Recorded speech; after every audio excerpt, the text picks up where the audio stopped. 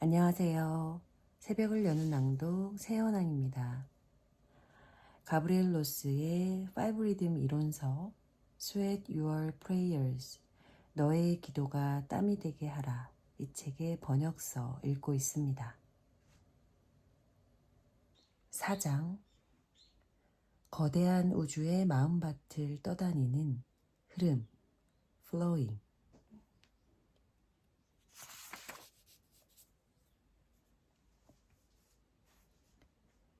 사람이라는 게 얼마나 신비한지 거기에 빵과 술과 고기와 물을 집어넣으면 한숨과 웃음과 꿈이 생겨나오니.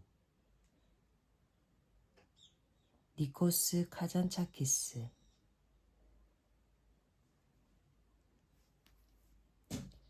흐름을 보여주는 이미지.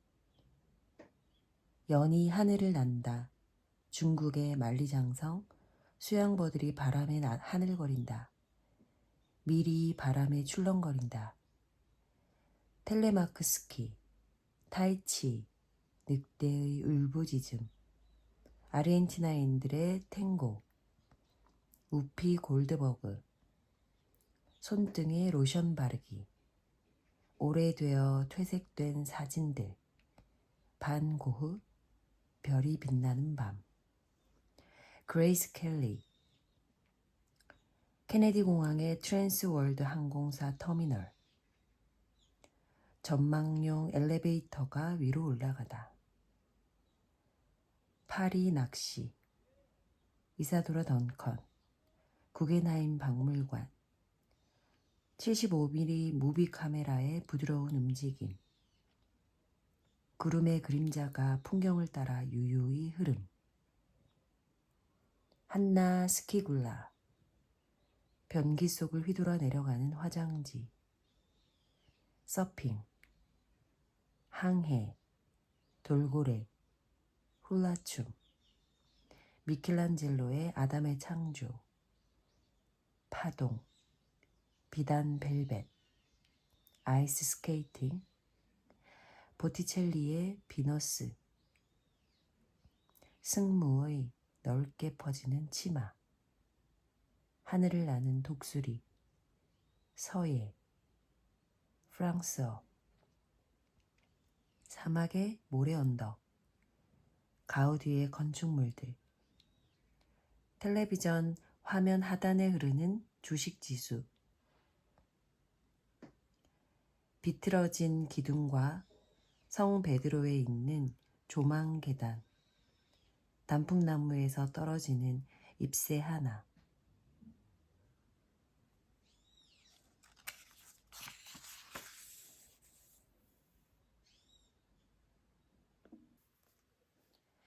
일요일, 내가 고향이라고 부르는 미친 도시 뉴욕을 포함한 모든 세상이 아주 느려진 것 같다.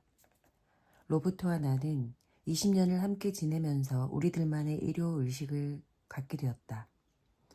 내가 침대 정리를 하고 물을 끓이고 커피에 탈 우유를 데운 다음 분위기 있는 음악을 고르고 꽃을 다듬고 물을 갈아주는 동안 그는 벌떡 일어나 샤워를 하고 나서 빵과 신문을 사러 간다. 내가 일을 끝낼 때쯤 되면 그는 이웃의 식료품 가게에서 봉투에 물건을 가득 채워서 돌아온다. 그가 자기가 마실 커피를 타는 동안 나는 차를 준비하면서 신문에서 자신이 관심 있어 하는 부분을 차지하고는 문자의 세상 속으로 빠져든다. 요즘 우리는 아침을 그저 이른 점심을 위한 전체 음식 정도로 여기고 있으므로 소호에 있는 웨스트 브로드웨이의 작은 음식점으로 간다. 종업원은 식당 깊숙이 어둡고 막힌 동굴 같은 방으로 우리를 안내한다. 와인병은 부르고뉴 포도주의 벽을 따라 줄을 서 있고 머리 위에 있는 천장의 선풍기는 마치 길을 잃은 새처럼 빙빙 돈다. 모든 사물과 사람들이 유럽 디스코 비트에 맞춰 흐느적거리며 움직이는 것 같다. 나는 스파게티 아라비아타의 매혹적인 향내 속에서 실내의 모든 따뜻함과 향기를 느끼며 정신이 돌아왔다. 날카로운 모서리들이 흐릿해지는 것 같았고 내 눈은 오로지 부드러운 것과 곡선만을 찾았다. 프랑스의 캉캉춤 무용수들과 함께 액세서리 코너 위를 흐르는 한 줄짜리 광고. 낯 간지러운 가죽 바지를 입은 채 내 앞에서 걷고 있는 유럽풍의 여인. 남편의 배낭 속에서 나오는 솜털이 북슬북슬한 하얀 푸들.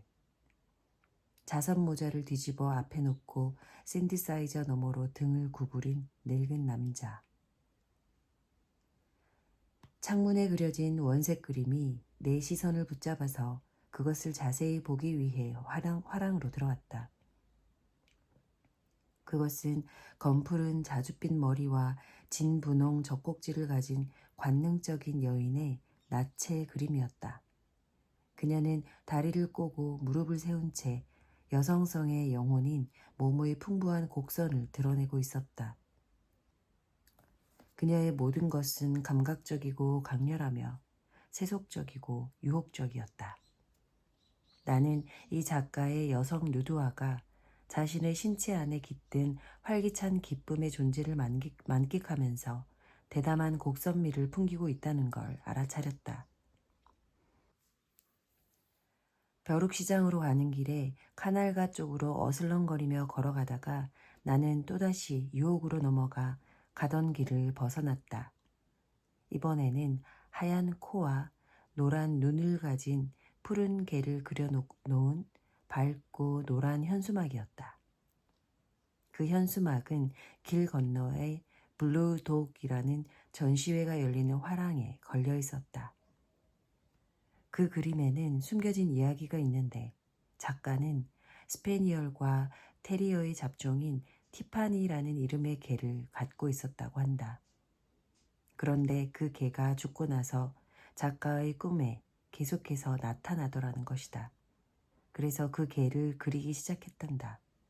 전시장을 떠나면서 나는 유리창에 붙은 글을 보게 되었다. 티파니를 찾으려면 반드시 티파니를 잃어버려야만 한다. 블루독은 그 방법을 알고 있다. 모퉁이를 돌자 조각가 피터 비어드의 전시회가 나를 향해 손짓했다. 또 다른 나체 여인상. 이 그림은 기린에게 커다란 타원형 잎으로 무언가를 주고 있는 여인의 모습이었다. 아마도 물인 듯하다. 길고 가느다란 목을 구부린 그 여인과 기린. 그들은 서로 닮아 있었다. 모든 이미지들은 인간과 동물의 왕국 사이에 서로 교차, 폭력적이거나 아름다운 서로의 교차하는 것에 초점을 두고 있었다. 그 그림들은 당당함과 비천함이 서로 엇갈리면서 내 마음을 사로잡았다. 우리는 화랑에서 너무 오랜 시간을 지체했고 벼룩시장을 까맣게 잊고 있었다. 이제는 저녁 식사를 생각해야 할 시간이었다.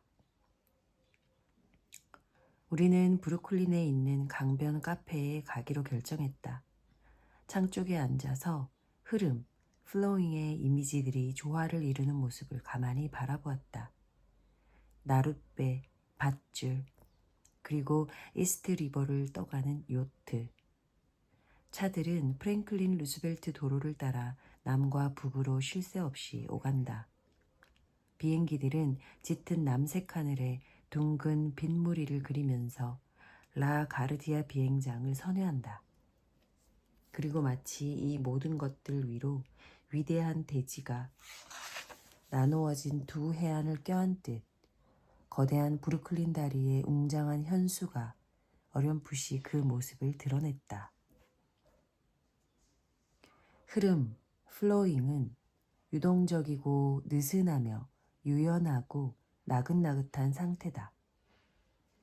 흐름이라는 리듬은 우리를 개인적인 에너지의 흐름이나 성향에 연결시켜준다.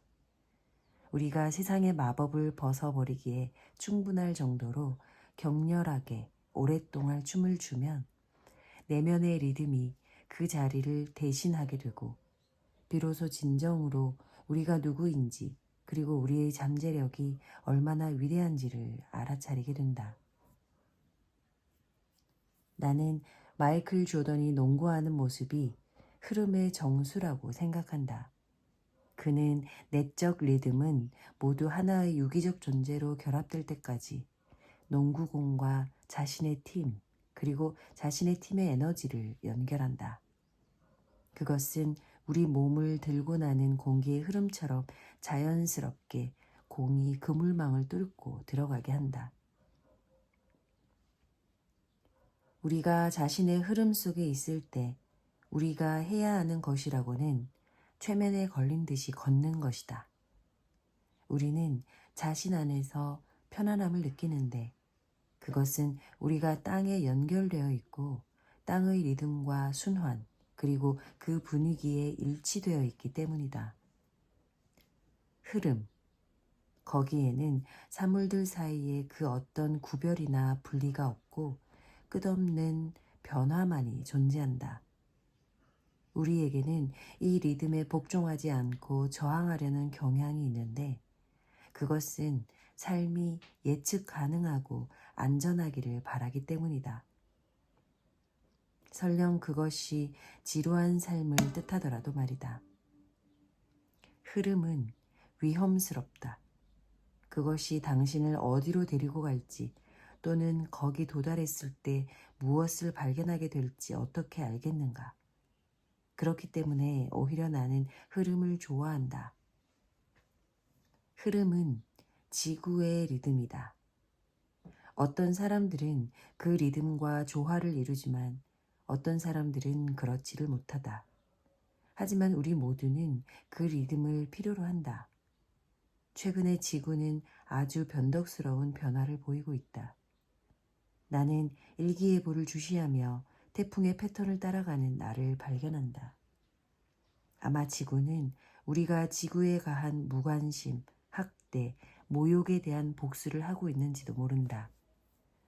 이러한 자연재해는 우리가 지구 에너지의 흐름에 얼마나 적나라하게 노출되어 있는지, 지구의 순환에 어떻게 연결되어 있는지, 자연이 우리에게 준 선물에 우리가 얼마나 의존하고 있는지를 일깨워준다. 각양각색의 다양함으로 가득 찬 연습실에서 땀에 젖어 춤추는 사람들이 흐름의 리듬에 따라 움직일 때 나는 그들의 몸이 선회하며 그들 자신의 축을 따라 돌아가고 거기에 지구의 회전 운동이 있음을 알아차린다. 에너지가 쌓여가면서 연습실은 리듬의 수축으로 진동하는 자궁으로 변한다. 수많은 육체들은 몸의 돌발적인 움직임과 색깔의 파편 속에서 팔다리를 흔들어댄다. 물론 춤이 늘 이런 식으로 시작되는 것은 아니다. 가끔은 지독한 타성의 벽을 마주보고 있는 나를 발견하기도 한다. 자신들의 짐을 질질 끌고 가는 수많은 몸뚱이들을 보면서 내가 마치 분주한 시간대에 케네디 공항에서 일하는 쓸쓸한 짐꾼처럼 느껴진다. 나는 우리가 언젠가는 떠날 것이라는 것을 안다. 나의 이러한 믿음은 경험에 근거한 것이다. 하지만 때로 우리는 비난과 갈망, 분노와 비교, 자만과 우울에 의해 얼마간 혼란을 겪게 된다. 이러한 부정적인 에너지는 실제로 어떤 것을 짓누르게 된다. 그러나 나는 그 이면에 가벼움이 있다는 것을 안다. 그래서 나는 그들의 정신적 무게가 춤을 출 수 있도록 수업을 시작한다. 춤추는 몸 하나하나를 유심히 살피던 내 눈이 자꾸만 한 젊은 남자에게로 향한다. 그 남자는 그가 늘상 하던 흐름의 움직임을 취하면서 바닥을 미끄러지듯이 움직이고 있다.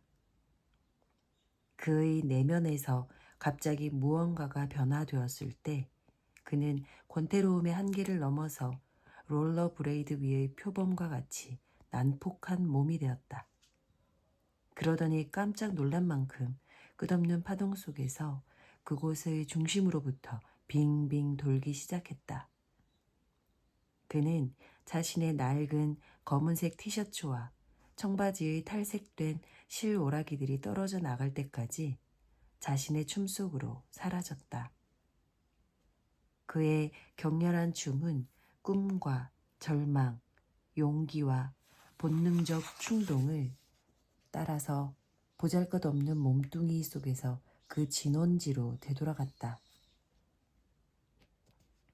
그는 양팔이 만들어내는 소용돌이와 날렵한 발차기, 그리고 목이 그리는 곡선 속으로 녹아 들어갔다.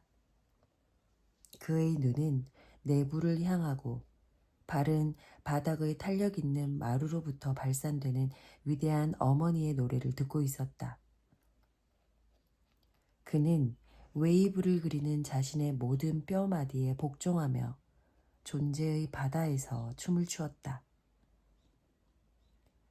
흐름을 가르친다는 것은 몸 안에서 끊임없이 춤추고 있는 리듬을 느끼도록 하는 것이다. 이 리듬 안에서 우리는 자신이 생명의 주기와 밀접히 연결되어 있으며 논리 이전의 직관적인 상태로 돌아감을 느낀다. 또한 마치 어린아이가 된 듯 우리 주위를 둘러싼 세계를 열정적으로 그리고 이해타산 없이 그대로 흡수한다. 이처럼 아이로 돌아가게 되면 자연은 본능과 에너지 흐름에 기반을 두고 신체에 익숙해지는 충분한 시간을 우리에게 제공한다. 자연은 또한 우리에게 어머니, 즉 우리 안의 어머니와 우리 밖의 어머니, 그리고 우리 모두를 양육하는 위대한 모성에 눈뜨게 한다. 내 친구 캐시와 로리는 지난 10년간 무척이나 아기를 갖고 싶어 했으므로 마침내 아들 다니엘이 태어났을 때 그들은 축복을 받는 기분이었다. 그들이 병원에서 아기를 데려온 뒤 내가 아기에 대해 몹시 궁금해한다는 것을 알고는 자신의 육아일기 중 한쪽을 팩시밀리로 보내주었다. 9시 뉴스에 나오는 기상도처럼 아이의 얼굴에는 수만 가지 표정들이 정신없이 스쳐 지나간다. 30초 동안 아이가 내는 소리에는 노련한 스크립터가 지어내는 기사보다 더 많은 정보가 들어있다. 아이는 얼굴을 찡그리고 웃고 울고 미소 짓다가는 한순간 그저 물끄러미 천사를 바라보듯 응시하고는 한다. 비난이나 변명 또는 남을 만족시킬 필요가 없는 흐름. 방귀가 나오려고 하면 힘을 쓰고 얼굴이 새빨개지고 똥을 싼다. 투덜거리고 낑낑거린다. 똥을 싸고 나면 숨을 내쉬면서 고이 잠이 든다. 이 짧은 8주 동안 나는 5.4kg짜리에게 그저 가만히 존재하는 힘에 대해 배운다. 지난 20년 동안 흐름을 통해 배운 것보다 더 많은 것을 배웠다. 하지만 지난 20년 동안의 수련이 아이의 흐름에 내 삶을 맡기는 충격적인 일을 준비하는데 매우 소중한 시간이었음을 알게 되었다. 우리는 모두 우주의 흐름에 연결된 채로 태어났다. 하지만 자라면서 사회화되고 지식을 얻고 동화되면서 종종 삶의 원천으로부터 차단되기도 한다. 성장한다는 것은 잘한다고 칭찬을 받기만 하는 것은 아니다. 슬프게도 그것은 우리를 본질적인 특성과 육체적인 자기로부터 분리시킨다. 또한 다른 것들도 우리에게 상처를 주는데 그것은 공포, 무리한 시도, 자의식, 게으름, 스트레스와 걱정, 이 모든 것이 흐름을 얼어붙게 하는 것들이다. 우리는 본래의 자기로부터 멀어지면 느낌과 집중력을 잃게 된다. 나는 수업에서 자신들이 피곤한지 배고픈지 절망하고 있는지 외로운지 지루한지 또는 슬픈지에 대해 별 생각이 없는 사람들을 매번 만난다. 그들은 본래의 자기와의 접촉이 완전히 끊겼으며 다른 사람에게도 주의를 보내지 않는다. 이러한 무의식적인 상태는 커다란 채찍을 내리치는 유령의 도시에서 사는 것과 같다. 바람에 둥글게 뭉쳐서 날아가는 건초더미, 말을 타고 지나가는 사람 하나 없는 그런 황량한 도시 말이다. 마음에 문제가 있는 이런 몽유병과 같은 상태는 곧바로 우리 신체에 반영이 된다. 자신이 가치 없다고 생각될 때 가슴은 처지고 머리는 앞으로 숙여진다. 우리 몸은 절대 거짓말하지 않는다. 흐름에서 우리는 어떻게 숨을 들이쉬는지를 자각하게 된다. 그리고 누구에게든 어떤 형태로든 우리 주위에서 일어나고 있는 칭찬, 헐뜯기, 선물, 직관적 예감, 분위기, 음악, 공간을 어떻게 받아들여야 하는지를 배운다. 우리는 자신이 조그만 캡슐 안을 떠다니면서 도저히 빠져나갈 수 없는 세포막 속에 갇혀 있다고 속이기를 좋아한다. 우리는 자기 혼자만으로 충분하다고 생각하지만 실제로는 커다란 우주의 마음밭에서 떠다니는 것이다.